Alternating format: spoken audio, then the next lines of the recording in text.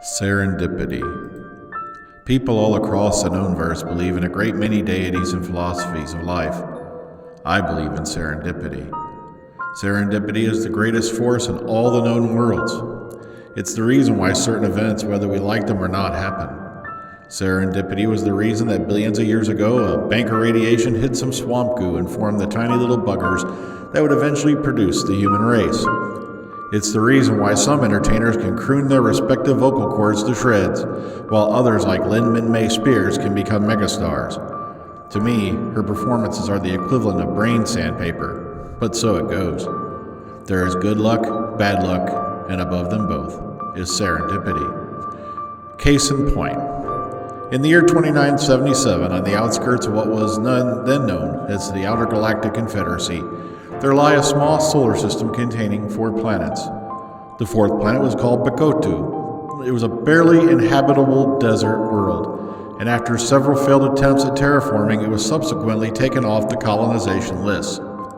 Due to its remote location and reputation for being a desolate hole, it became the ideal hiding place for the most notorious pirate clan of the time, the McGann brothers. All 4 were the most cold-hearted plunderers, and each one of them had a death sentence on their heads in at least 12 systems. John, Paul, George, and the youngest, Fuzzlebob. With all their ill-gotten gains and countless supplies of contraband, they pulled together and established a small fortress on Bakotu, and with all that they needed to survive and hold out. Really? Fuzzlebob? Why is it when I name the 4 McGann brothers, it reminds me when I miss a straight Lugu in a game of Squeege by 1 card? Ah well, back to the story. Fuzzlebob was the run of the litter, and unlike his 4 older brothers, spent most of his time on Bakotu studying the stars through his old Yakono telescope, reading massive amounts of books and old technical manuals. Fuzzlebob was a bookworm, and unbeknownst to most, a technical genius.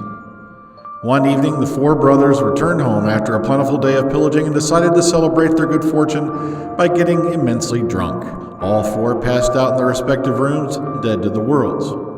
The next morning, young Fuzzlebob awoke earlier than the others and noticed that something was out of place, something was odd. Despite the fact that it was nearly noon relative time, the sky outside his viewport was pitch black.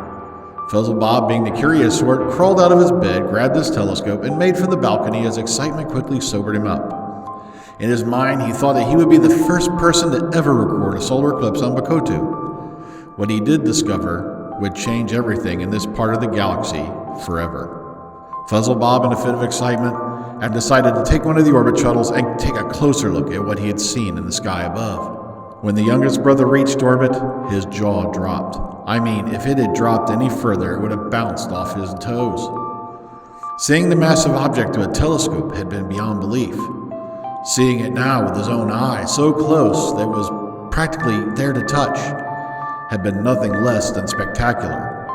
Sometime during the night, Bakotu had received a new neighbor. Hanging there in space in a fixed orbit, right there before him was a rectangular vessel that measured roughly 10 miles long by 5 miles wide by almost 3 miles high. On its side, in large printed standard letters, was the word Serenity.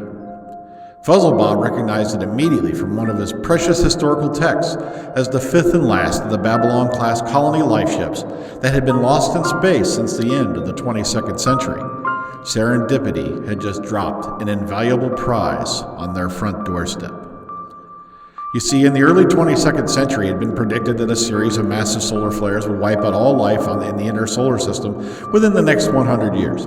Project Exodus was immediately put into effect to evacuate as much of the population as possible. It took over 40 years to construct the Exodus fleet, 5 massive vessels, and these massive life ships have been constructed during a time, though, when faster-than-light travel was in its infancy, and travel to the nearest available colony world that could support that large of a population would take a minimum of roughly 120 years.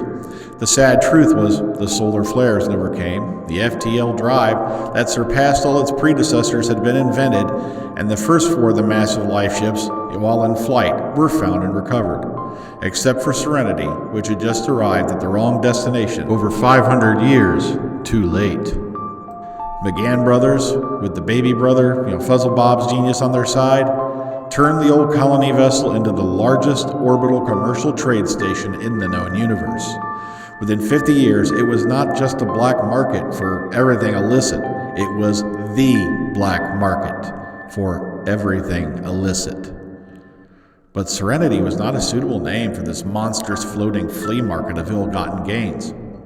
And it was just after the McGanns had cleared their first 1,000,000 munits that while sitting on the bridge, young Fuzzlebob looked out one of the viewports at the massive shadow the vessel left on the surface of the planet below. And that was the day he dubbed it SKYDARK. I knew you'd ask that question.